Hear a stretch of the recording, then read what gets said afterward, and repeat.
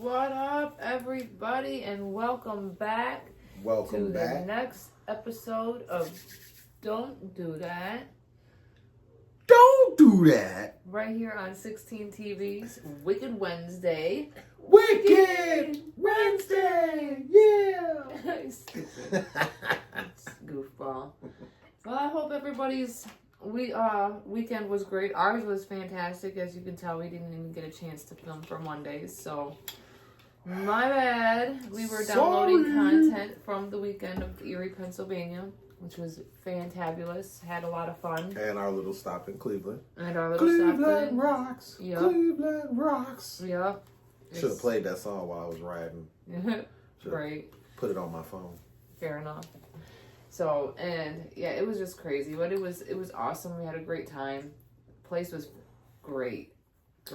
And today I wore the Fantastic Four shirt because although Potts was with us, the Fantastic Four were together in Erie, Pennsylvania.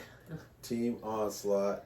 Shout out to my dudes, Pope Don King, Ichiban Sai, Sincere Sinatra, my brothers. We had fun. We must do this more often. Team Onslaught. We will be doing it again.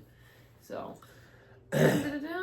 all right. Well, before we do get started, so that we also know, I'll take the time out to take this because it'll fill the time. Well, yeah. So it is from House of Dank. It is my spot. That is the spot. It is Stickies. It is actually their holiday kind. It is white chocolate boysenberry. White chocolate boysenberry. White chocolate. Yes, white chocolate. Shout out to John Jenkins. Ha! That's what she said. The white chocolate. I gotta put that.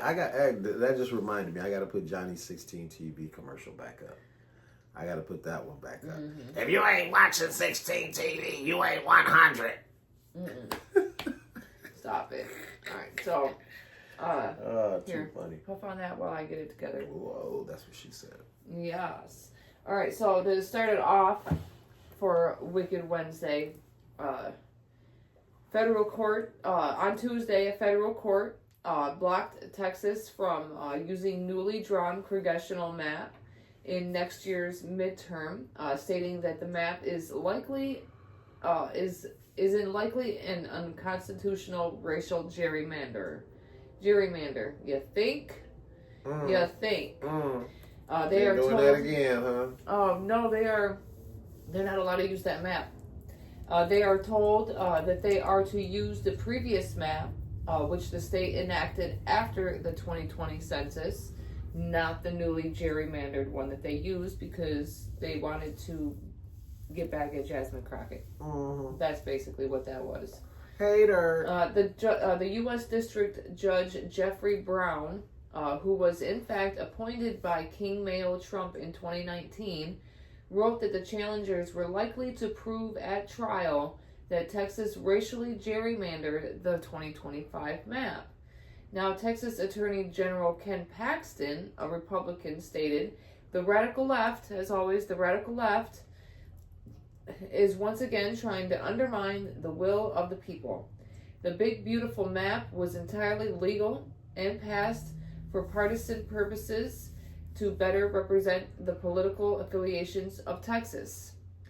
To better affiliate your people in Texas is to be fair." That's what that is. Judge Jeffrey Brown had also stated, in doing so, the governor explicitly directed the legislator to draw a new U.S. House map to resolve DOJ's concerns.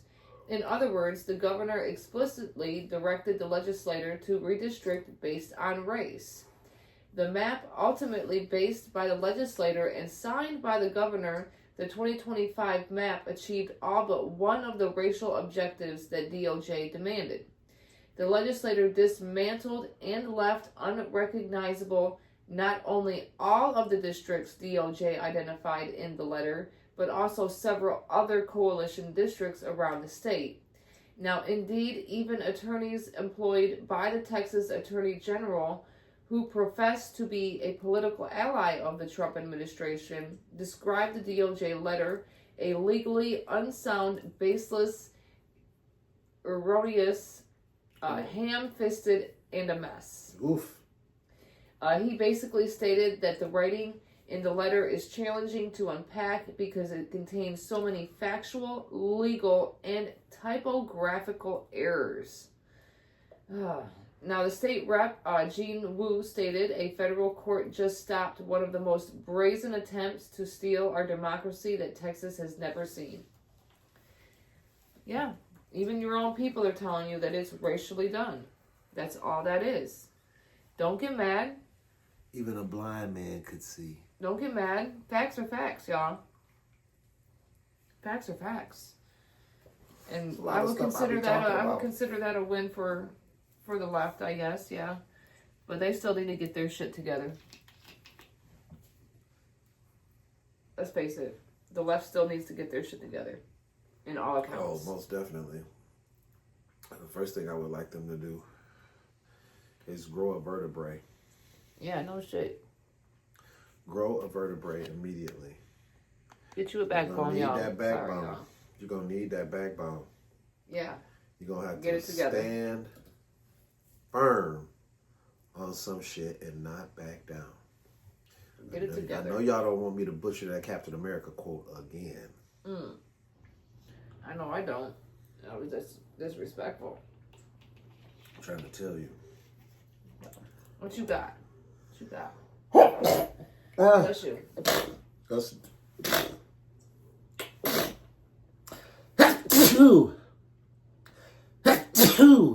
My first on-camera sneezing fit. That's what I got. Shit. There it goes. I see. All right. How many was that? That was at least 6, bro. Okay. At least 6. I'll definitely watch the tape to count that. I would definitely do so. All right. So, I got a bunch of stuff. But I want to start out with, if you are not anti-racism, if you're not anti-racism, does that mean you're pro-racism? Let me explain. Wow. Aren't you, in fact, a racist if you lean to the side of free speech when a racist is being interviewed by one of your colleagues? This is the question that was posed when Tucker Carlson interviewed Nick Fuentes. Nick Fuentes is, all right, for lack of a better word, he's an asshole. Very much so. Childlike asshole. He's an asshole, anti-Semitic, anti-black, anti-gay. Anti-everything. Anti-everything. Okay. Which in itself is, to me, an enigma. Because I told y'all, I get so confused with people whose last name are, I don't know, Fuentes, who are anti other races because your last name is Fuentes. Just like Dean Cain wanting to become an ICE agent. Knowing damn well your roots are half Japanese. So it's kind of confusing, right? Okay. Kind of a fucking traitor to your shit, right? Okay. Yes, yeah. Very much so. All right, so if Trump sees Tucker Carlson interview Nick Fuentes and when asked how he felt about Tucker Carlson giving Nick Fuentes a platform, Donald J. Trump's response was, we've had a bunch of good interviews with Tucker, and Tucker can interview who he wants to interview. And for good measure, he said this: the people, at the end of the day, need to be able to make a decision.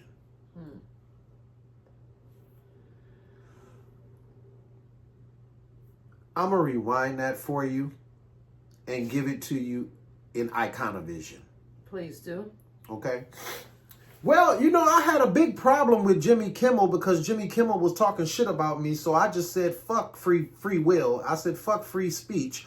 But when this racist is over here talking that's anti-black, anti-brown, anti-trans, anti-gay, I feel we should let him talk.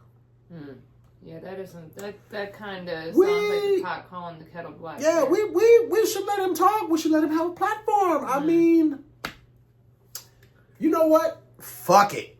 I'm going to take it even a step further. I'm going to Iconovision y'all ass to death. You know what? Watch this. I'm going to do this. We're not going to say nothing about the KKK. I mean, shit. Yeah, everybody pissed off they racist and they do racist shit. But we're not going to say nothing about them. But you know what? The Proud Boys? Oh, no. We don't have no problem with them. Oh, no. They good. They good. What you mean the skinheads? Yeah, they good. Wait a minute. Black Lives Matter. Profile them motherfuckers. Watch them motherfuckers right there. Oh, yeah. Watch them. Watch them. Put them under watch.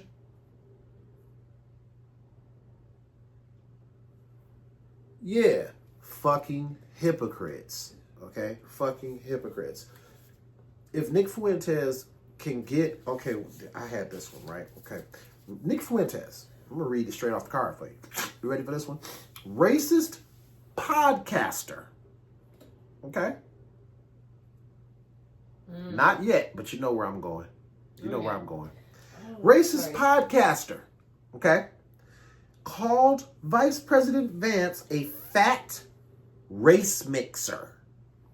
So now they're cool. They're down with a fat race mixer who married a Jeep and calls his son Vahad. Wow, just in that sentence alone, you called Vice President Vance a fat race mixer. I'm not a fan of J.D. Vance. I already told you I'm not a fan. But, I mean, damn. All the quiet parts are loud, right? Fat race mixer who married a Jeet. I don't even know what the hell a Jeet is, but I know it's a racial slur. Right? Okay, so a fat race mixer that married a Jeet, and then he dissed his child and had to name his son Mahat. So you're cool with someone with that type of rhetoric. It's all good, right? You were cool with Charlie doing whatever he was doing, right? But Jimmy Kimmel had to be paused simply for saying that Trump's attitude after Charlie Kirk's assassination was comparable to a kid who lost their goldfish because Trump seemed quite unfucking emotional losing his friend. Which, of course, fast forward to now, shortly after, we have Erica Kirk looking like a goddamn slut, rubbing all over J.D. Vance like they in a goddamn soap opera.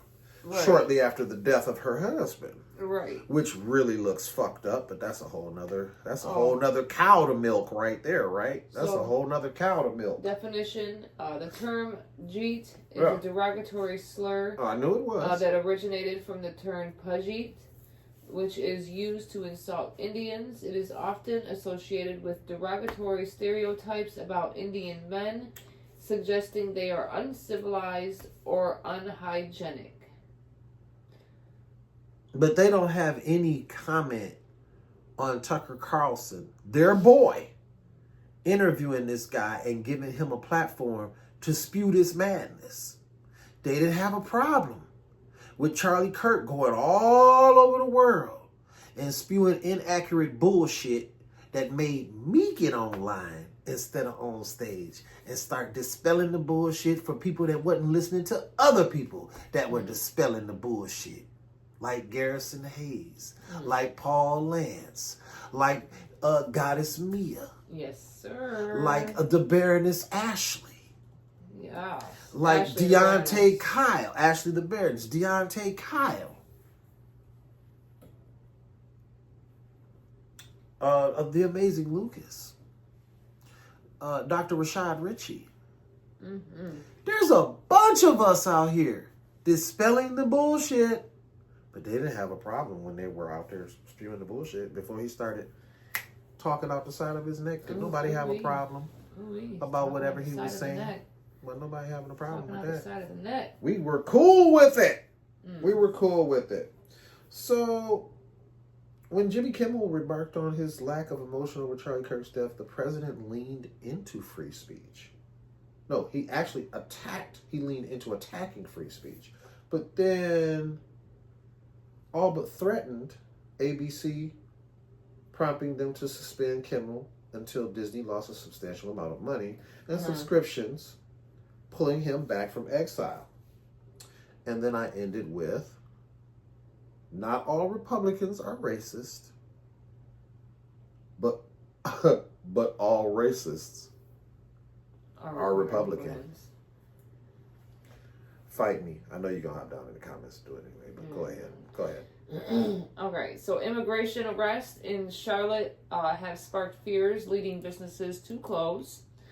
According to the Department of Homeland Security, more than 130 people have been arrested since Border Patrol began an immigration enforcement, and it calls it Operation Charlotte's Web on Saturday. Charlotte's Web? Charlotte, North Carolina. You're taking one of my favorite books and making some bullshit. Swear to God. Now the city of Raleigh, which is northeast of Charlotte, was bracing for more arrests on Tuesday after the city mayor Janet Cowell confirmed that in fact the immigration officers for Customs and Border Protection and Immigration and Customs Enforcement were already on the ground. She stated that activities would start on Tuesday and the local law enforcement did not plan to assist. She also stated that they are committed to protecting the residents and to following the law. Even though it was stated that they plan on staying in Charlotte, but with things like this, they tend to have a ripple effect. Now in Charlotte, a popular Latino bakery was also closed on Monday over fears of Border Patrol activity. Even several small businesses in a shopping center also shut their doors Monday after immigration authorities were seen smashing the car window of a Honduran-born U.S. citizen, Willie Asiutuno, over the weekend. Now, he did state, I was getting breakfast when I noticed immigration authorities chasing two people, and then 3 vehicles surrounded my car, and agents began asking me about my immigration status. Of course, he was scared. Now, in the video that he recorded, you could see him sitting in his car and telling agents that if they broke the window, they'd have to pay for it, and ultimately they shattered his window and then dragged him to the ground. DHS obviously has the excuse that he was trying to distract officers so others could evade the law. Now, the other bleach blonde, bad-built, umbrella eyelash, Trisket mouth Trisha McLaughlin said in her statement that those arrested in North Carolina have all broken the immigration laws of our country. Ocampo said that he doesn't believe Charlotte is unique in being the focus of federal immigration enforcement. He thinks they are targeting wherever there is strong Hispanic presence. Where it is Charlotte, whether it is Chicago, California, he is seeing on the news they are everywhere. Now, agents have been spotted outside the community center for Our Bridge for Kids, a nonprofit group that provides after-school programs for refugee and immigrant students. There have been several trucks carrying more than 20 Border Patrol agents up at the center just on Monday.